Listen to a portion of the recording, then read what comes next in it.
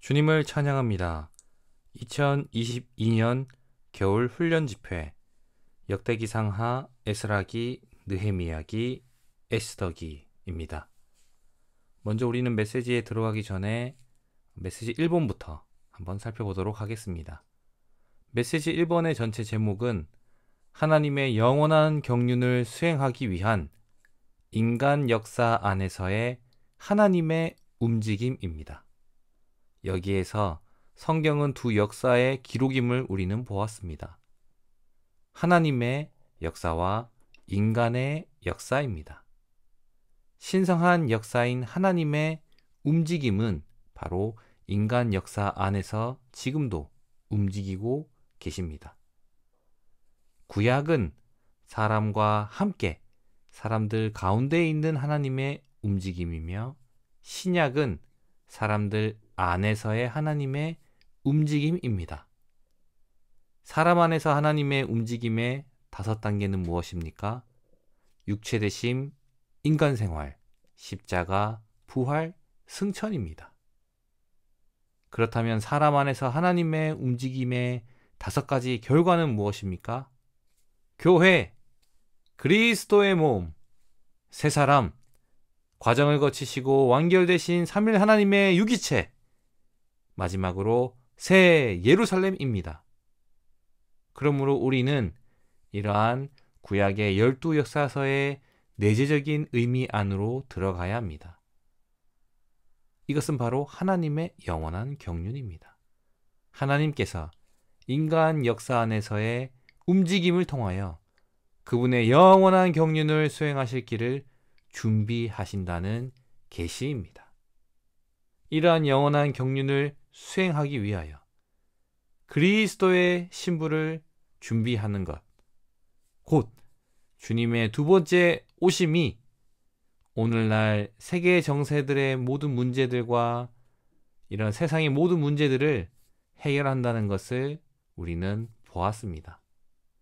그분은 하나님의 건축물을 얻기 위하여 우리로 에베소서 5장과 6장에서 볼 때에 신부이자 전투원으로서 하나님의 원수와 대항해 전투를 치르는 그러한 신부 단체적인 전투원으로서 우리는 발견될 것입니다. 그러므로 우리는 어떻게 해야 합니까? 우리는 영을 사용하여 하나님의 영원한 경륜을 수행하기 위해서 이 인간 역사 안에서의 하나님의 움직임을 완수하는 길은 바로 우리의 영을 사용하여 그리스도를 체험하는 것입니다.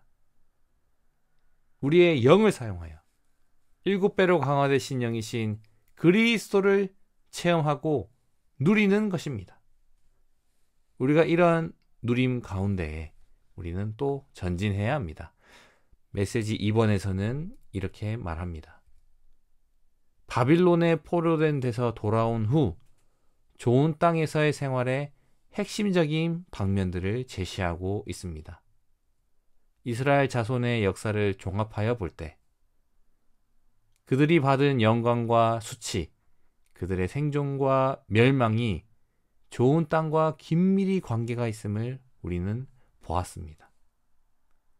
이러한 이스라엘 자손이 포로된 것, 그리고 좋은 땅에서 벗어나게 된 것, 그리고 그들이 귀환한 것, 좋은 땅으로 돌아온 것, 이러한 모든 역사는 우리에게 하나님의 마음이 그 땅에 있음을 보여줍니다.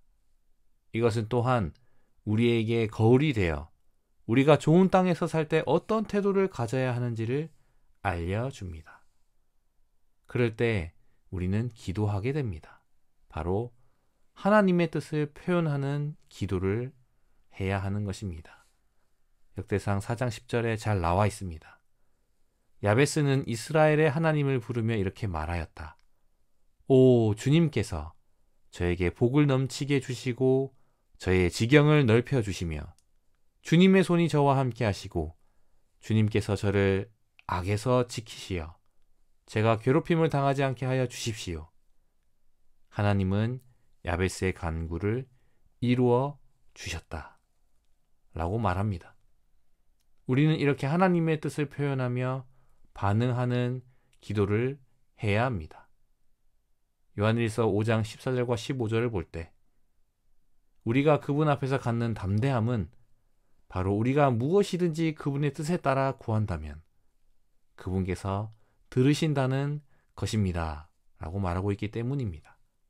그러므로 우리는 기도할 뿐만 아니라 봉사에 있어서 신실해야 합니다. 우리는 우리에게 주어진 이 부담과 또 하나님의 경륜을 수행하는 것에 있어서 하나 되어야 합니다.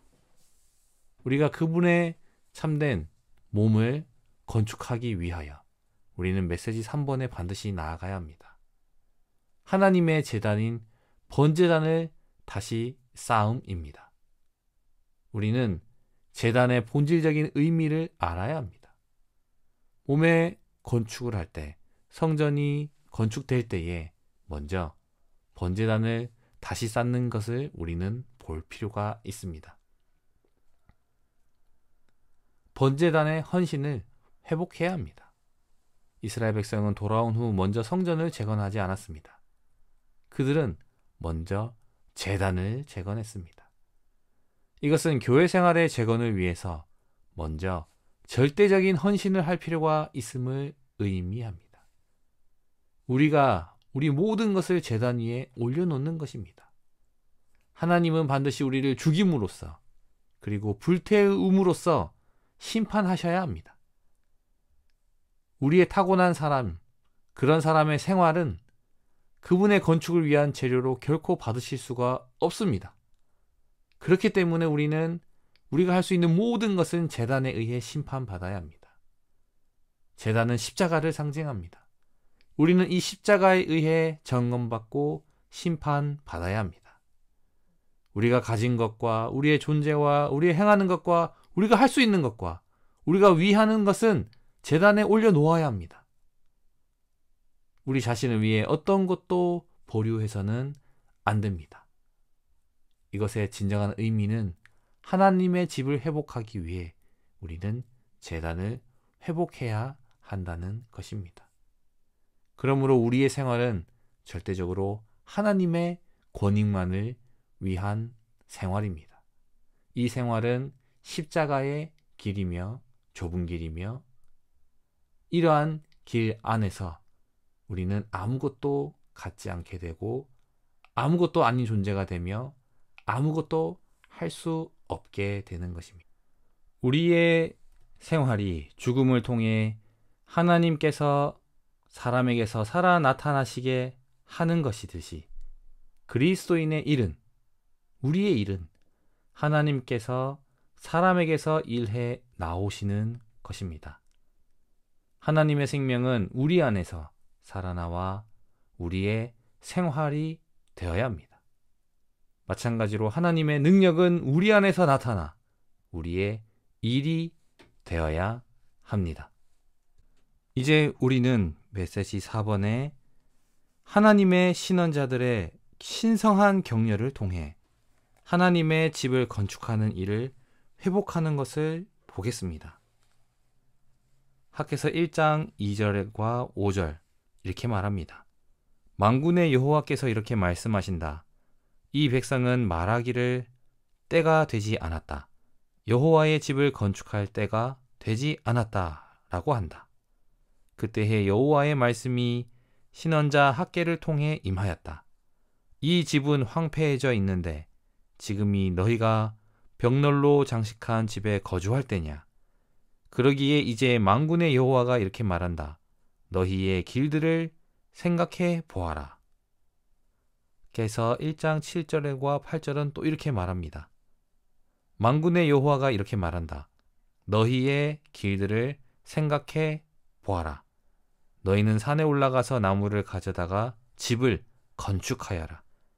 그러면 내가 그 집으로 말미암아 기뻐하고 영광을 얻을 것이다. 여호와의 말이다. 라고 말합니다. 우리는 이스라엘 백성 가운데서 수행된 하나님의 신정에는 제사장과 왕과 신원자라는 세 직무가 있었음을 우리는 볼 수 있습니다. 하나님의 집인 성전을 재건하고 회복할 때 대사장 이 여호수아는 제사장 직분을 대표했고 스룹바벨은 왕의 직분을 대표했습니다. 원수의 방해로 예루살렘에 있는 하나님의 성전을 재건하는 일이 중단되었을 때 여호수아와 스룹바벨과 이스라엘 백성은 어느 정도 낙심하게 되었습니다. 그러나 하나님의 신원자 학개와 스가랴를 일으키시어 그들의 신원을 통해 그분의 백성을 격려하셔서 하나님의 성전을 재건하여 정상적인 상태로 회복하게 하셨습니다. 이스라엘 백성이 포로되고 귀환한 역사를 볼 때에 호세아가 북이스라엘 왕국에서 주전 721년경에 왕국에서 신원함을 볼 수 있고 이사야가 예루살렘에서 신원함을 볼 수 있으며 아시리아가 바빌론을 멸망하고 남유다 왕국이 바빌론의 포로가 되는 많은 시기에 또한 남아있는 백성이 바빌론에서 돌아오는 이 시기에도 예레미야가 예루살렘에서 신원하고 다니엘이 바빌론에서 주전 606년경에 신원하고 에스겔이 포로된 땅에서 주전 586년경에 신원하고 남아있는 백성이 바빌론에서 돌아올 때 학개와 스가랴가 예루살렘에서 신원하는 것을 우리는 볼 수 있습니다. 그들의 신원을 통해 그분의 백성을 격려하셨습니다. 하나님의 원래 의도에는 오직 두 가지, 즉 제사장 직분과 왕의 직분만 있었습니다. 하나님께서 본래 가지신 뜻은 왕이 함께하는 합당한 제사장들을 얻으시는 것이었습니다. 신원자 직분은 하나님의 본래 뜻이 아니었습니다. 그러나 제사장이 약해지고 왕이 부패하여 둘 다 직분을 감당할 수 없을 때 그들을 강화해줄 신원자가 필요했습니다. 구약 성경에서 가장 큰 신원자는 엘리야와 엘리사인데 그들은 이스라엘 백성이 가장 황폐한 때에 나와서 직분을 수행했습니다. 그 시기의 왕이었던 아합왕은 가장 악하고 부패하여 어디에도 제사장을 찾기가 어려운 상황이 되어서 하나님은 신원자를 일으키셨습니다. 하나님의 신원자들의 신성한 격려를 통해 하나님의 집을 건축하는 일을 회복하는 것입니다. 이것이 로마서 1번의 내용입니다. 하나님의 집인 회복된 성전을 재건하는 일에서 여호수아와 스룹바벨은 제사장 직분을 대표하는 여호수아, 왕의 직분을 대표하는 이 스룹바벨은 어느 정도 약해지고 낙심하게 되었습니다.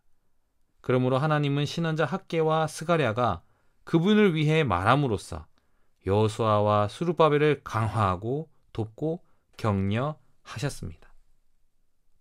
로마서 2번의 학개의 신원의 중심 사상은 하나님의 성전인 하나님의 집의 건축이 오늘날 하나님의 백성의 복지와 관련되고 복원의 시대에서 천년왕국이 메시아와 함께 도래하는 것과 관련된다는 것입니다. 구약에서 여호와의 집, 혹 성전은 먼저 개인적으로 하나님의 집이신 그리스도의 예표였고 그 다음 단체적으로 하나님의 집인 몸된 교회, 곧 확대되신 그리스도의 예표였습니다. 여호와의 집은 교회의 예표입니다. 학개가 하나님의 집인 성전의 재건을 위해 백성에게 힘을 북돋아 주며 격려하였습니다. 왜냐하면 포로되어 있다가 돌아와서는 자기의 입속이나 차리며 하나님을 소홀히 대하던 사람들은 자신의 집만 돌보았지 여호와의 집은 돌보지 않았기 때문입니다. 학개서 1장 9절을 볼 때 만군의 여호와의 선포이다. 내 집은 황폐해져 있는데도 너희가 각자 자기 집으로 달려갔기 때문이다 라고 말하고 있습니다. 달려갔기라는 말은 백성이 자기 집을 돌보는 데만 바빴음을 가리킵니다. 우리가 학개서 1장 6절을 볼 때 우리는 너희는 씨를 많이 뿌렸는데도 조금밖에 거두지 못하고 먹어도 만족하지 못하며 마셔도 흡족하지 않고 입어도 따뜻하지 않으며 사람이 품삯을 받아도 구멍난 주머니에 넣은 것 같이 되었다. 라는 이 학개서 1장 6절을 우리는 주목해야 합니다. 우리가 교회를 소홀히 대한다면 결코 참된 누림이나 만족을 얻지 못할 것임을 가리키고 있습니다.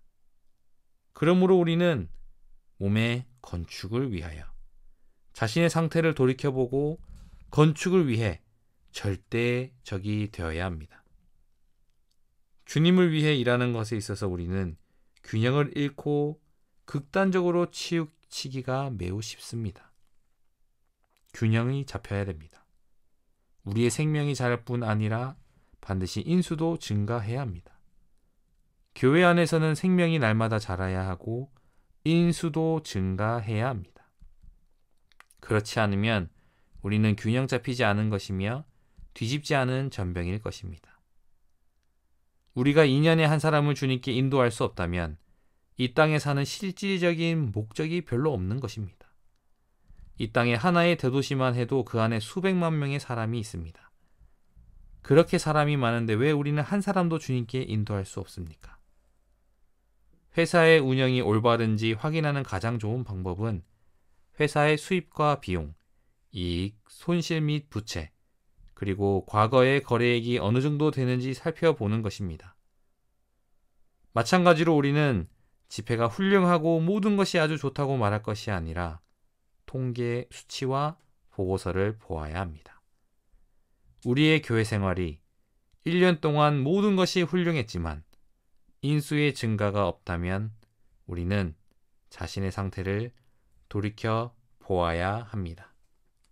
그러므로 학개서 1장 6절을 앞서서 보았을 때 우리는 우리가 교회를 소홀히 하면 그것은 하나님을 만족시키는 하나님의 집을 돌보고자 하는 마음이 없는 것이고 우리가 얼마나 먹든 얼마나 마시든 얼마나 잘 입든 상관없이 진정한 누림과 만족이 없을 것임을 보여주는 것입니다.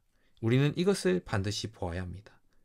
이것을 보았다면 우리는 교회의 건축을 위해 우리 모두는 반드시 절대적이어야 합니다. 우리가 복음을 전하여 주님을 위해 일한 결과는 단지 사람을 구원하는 것만이 아닙니다. 우리가 나가서 사람을 접촉하여 복음을 전하는 것은 사람을 데려와 귀하고 소중한 재료가 되게 하는 것입니다.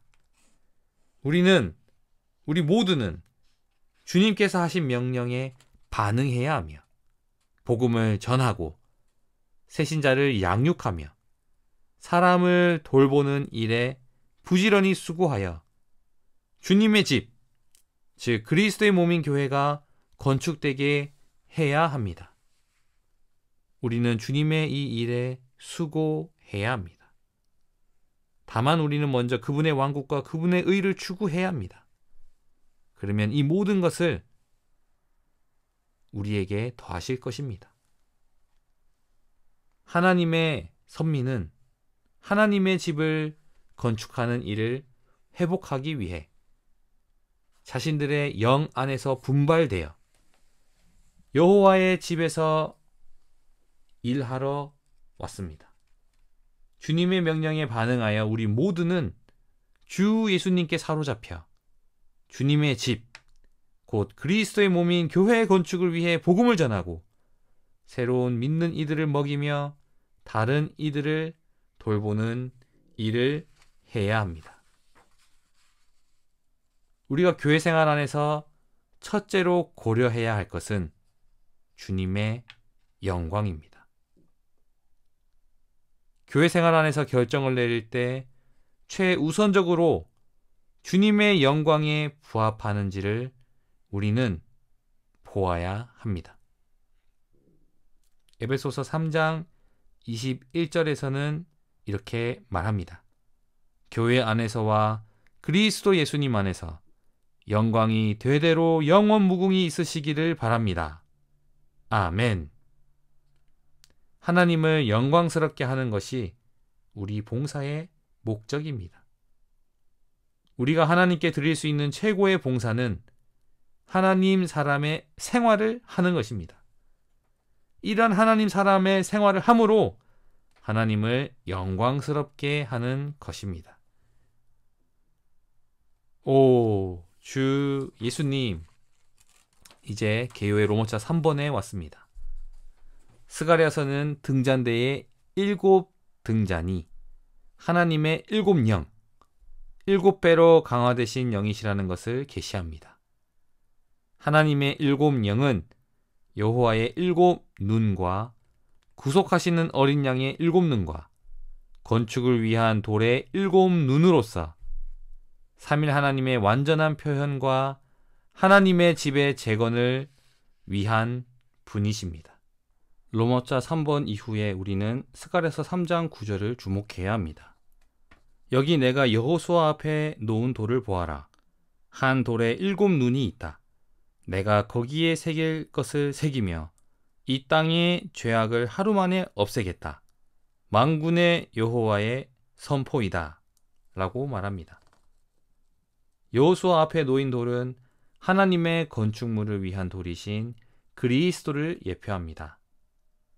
여호와께서 돌에 새기시는 것은 그리스도께서 십자가에서 죽으셨을 때 하나님에 의해 새겨지시고 잘리셨음을 가리킵니다. 또한 여호와께서 그 땅의 죄악을 하루 만에 없애시는 것은 하나님께서 공들여 일하신 그 그리스도께서 하루 만에 곧 십자가에 못 박히시는 날에 이스라엘 땅의 죄악을 없애 버리실 것임을 가리킵니다. 하나님의 어린 양이신 그리스도는 십자가에서 죽으심으로 세상의 죄를 없애셨습니다. 오, 주 예수님, 삼일 하나님의 완전한 표현과 하나님의 집의 재건을 위한 이 그리스도는 구속하시는 어린 양이시며 건축하는 돌이시고 또한 여호와이십니다. 그리스도는 어린 양 돌, 곧 구속을 위한 어린 양과 건축을 위한 돌이십니다.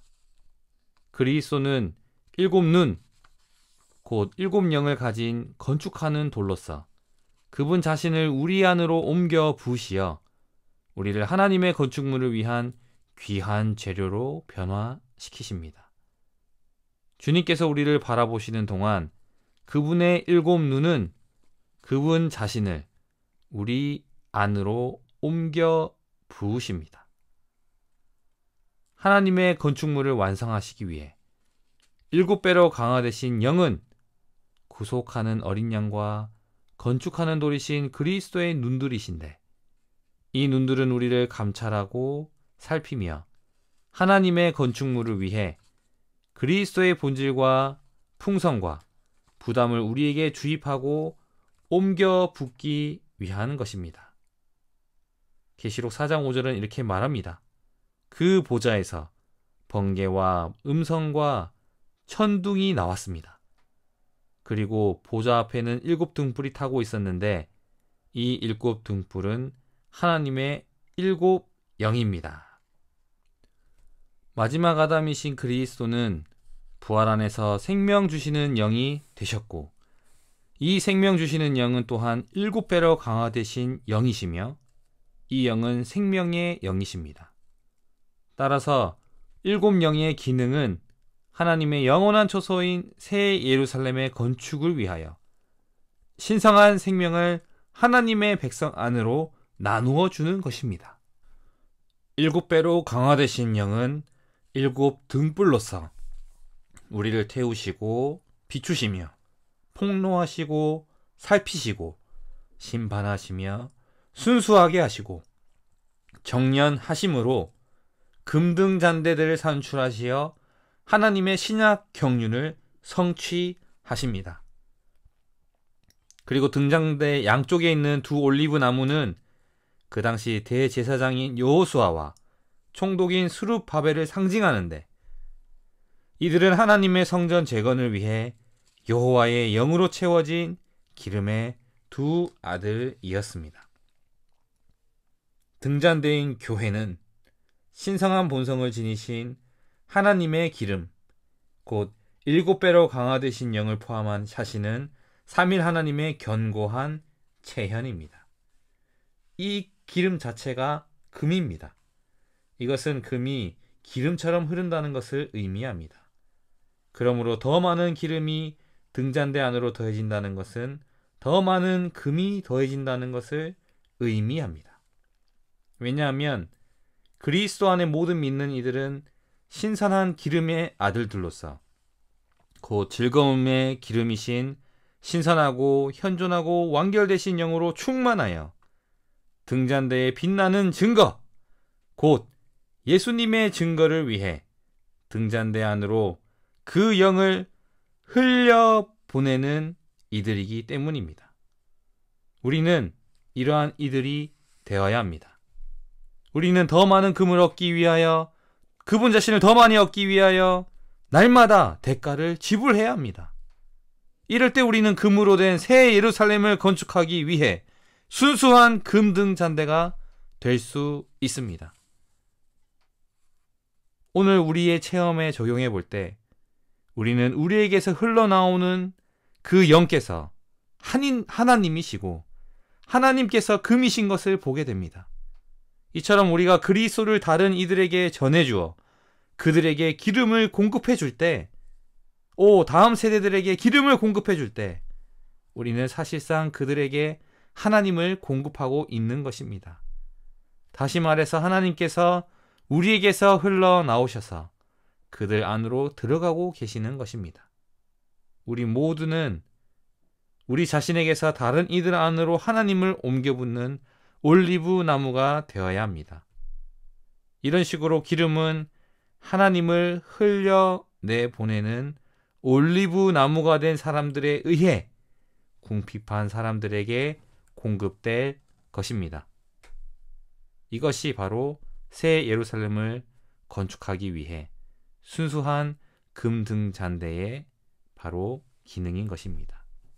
오 주님, 당신을 더 많이 얻기 원합니다. 우리의 등 안에 기름 있습니다. 우리는 빛납니다. 예수님의 증거로서 발견되기 원합니다. 고린도후서 3장 6절을 선포함으로 마치겠습니다. 하나님께서 우리를 새 언약의 사역자들이 되기에 충분한 자격이 있게 하셨습니다. 사역자들은 문자에 속해 있지 않고 그 영께 속해 있습니다. 왜냐하면 문자는 사람을 죽이는 것이지만 그 영은 생명을 주시기 때문입니다. 주님을 찬양합니다. 주 예수님, 당신께 열어드립니다. 우리에게 빛 비춰 주십시오.